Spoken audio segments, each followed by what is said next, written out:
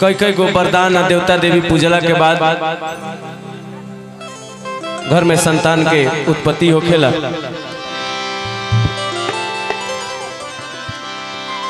हमनी के पूजा पाठ तरह तरह के जोग जाप करके आदमी यह मनावेला जे संतान हमनी के संस्कारी होको।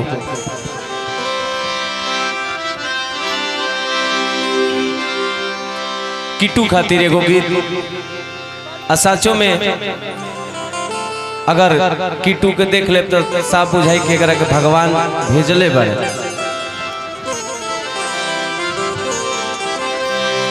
कि बबुनी हमार देव से मांगल शंकर जी के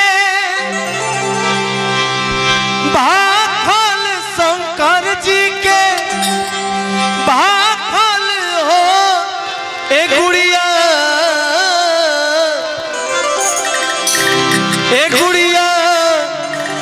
भूखवा पियासवा के मांगल तो कुलावा के भाग जागल हो। ए गीत में एगो लाइन बा बड़ी बढ़िया कि अखियां के तराई हो फूलवा के फूलाई हो घर उजियार कैली अंगना के चिरई हो अंगना के चिरई अंगना के चिरई।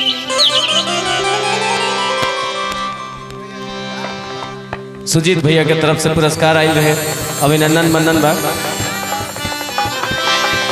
कि बबुनी हमार देव से मांगल शंकर जी के भाखल शंकर जी के भाखल हो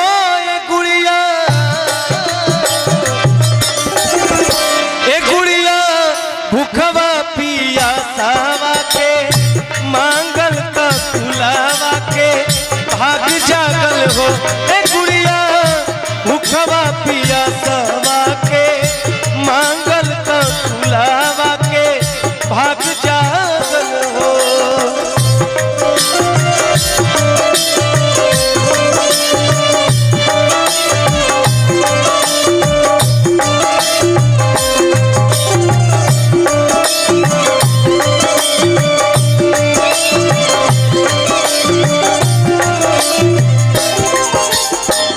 अरविंद भैया के तरफ से पुरस्कार बा, संतोष भैया के तरफ से पुरस्कार बा, अभिनंदन मनन।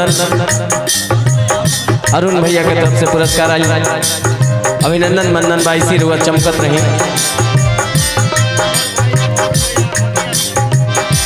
अजीत भैया के बड़ भाई अरुण भैया बलिया से भैया के तरफ से हजारों हजार के पुरस्कार।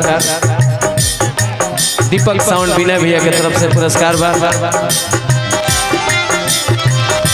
बबुनी हमार देव से मांगल शंकर जी के भाखल शंकर जी के भाखल हो ए गुड़िया भूखवा पिया सावा के मांगल तो कुलावा के भाग जागल हो ए गुड़िया भूखवा पिया सावा के मांगल तो कुलावा के भाग जागल हो।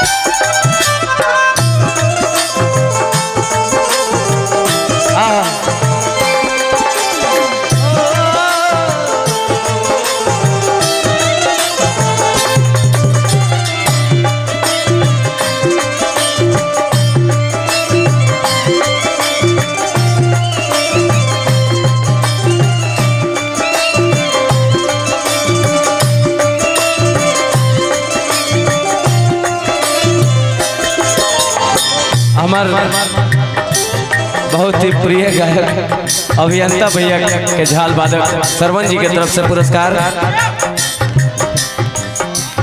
हमार छोट भाई बहुत ही दुलरुआ जरा के बहुत ने सने से जानी लजा हमनी के सब अजीतो भैया छोटू राजा हमार भाई की तरफ से पुरस्कार रहे जे हमरा परसा से चल के आइल बनी आ अनन्या म्यूजिक के मालिक भी आइल बनी।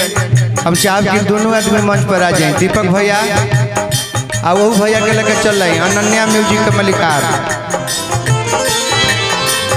अनिकेत जी के तरफ से पुरस्कार बा। अभिनंदन बंदन रही, चमकत रही रुआ सब ऐसे ही। और का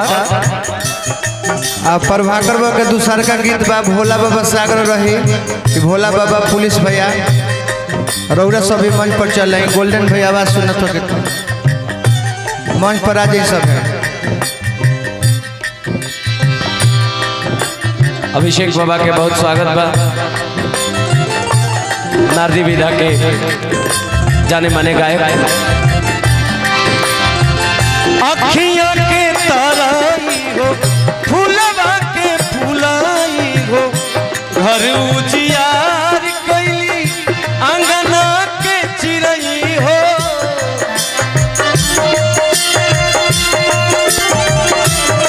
घर उजियार कैली अंगना के चिड़ई हो अंगना के चिड़ई अंगना के चिड़ई।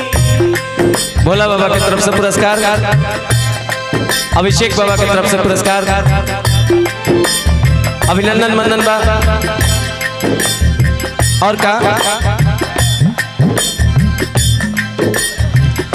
बबुनी के नंगिया पर देही के अखिया गौरा दे के अखिया गौरा दे के होए बबुनी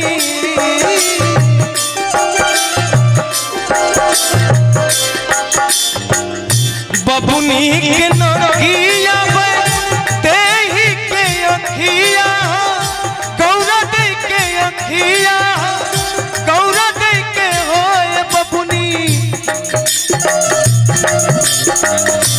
ए गुड़िया निर्मल मुख चित चंचल का चनावा पे मोती लागल हो। ए गुड़िया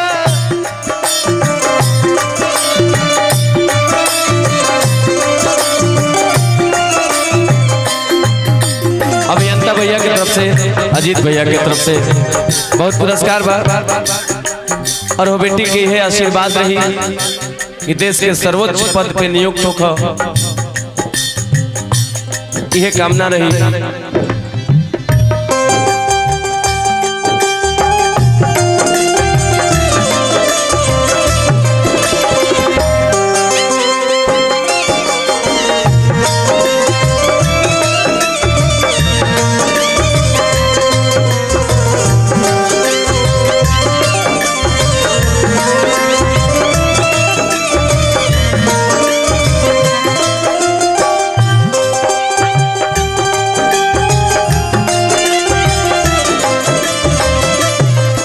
विपिन चचा की तरफ से पुरस्कार बा।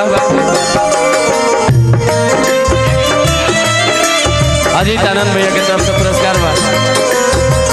अभिनंदन बंदन रही।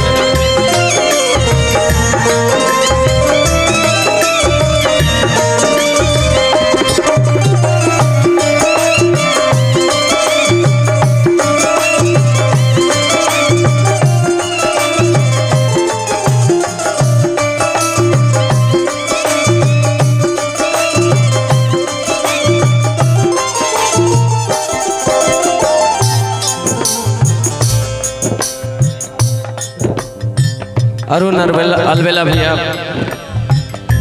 बहुत पुरस्कार बा। अभिनंदन मंदन बा। अखियां के ताराई हो फूलवा के फूलाई हो घर उजियार कैली अंगना के चिड़ई हो